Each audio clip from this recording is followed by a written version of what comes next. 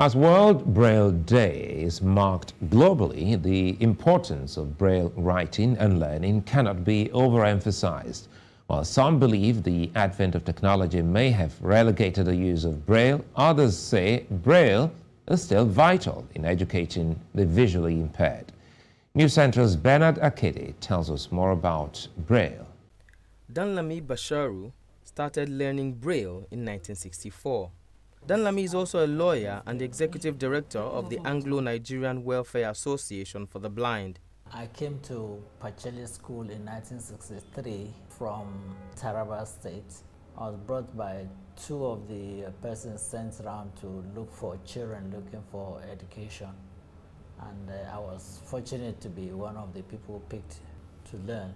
Braille is a form of written language for blind and partially sighted people in which characters are represented by patterns of raised dots that are felt with the fingertips.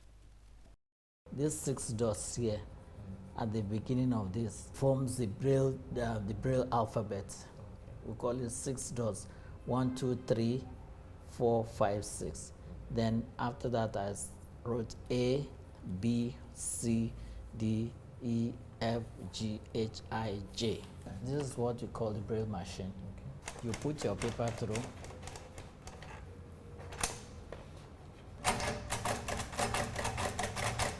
You see, this is faster. So I wrote, now is the time for all good men to rejoice and come to the end of the party. For the longest time, Braille has been the bedrock for educating visually impaired persons. But modern technology has provided other easier forms of reading for the blind, making some believe that Braille may be going obsolete. It is very important for a blind child to learn to read and write Braille. In the primary school, he is taught to use Braille using the slate and stylus. This is the stylus and this is the slate. You put a paper in between this and you clamp it, then you can write. Actually, you write from right to left. On the 4th of January every year, World Braille Day is celebrated to recognize and honor the life, time and works of Louis Braille, the inventor of the Braille system of writing, and to raise awareness about the importance of literacy and education for the blind and visually impaired. People tend to think that Braille is not very relevant, but that's a real misconception, because even with technology, you still need Braille. So that's one of the things impeding Braille technology.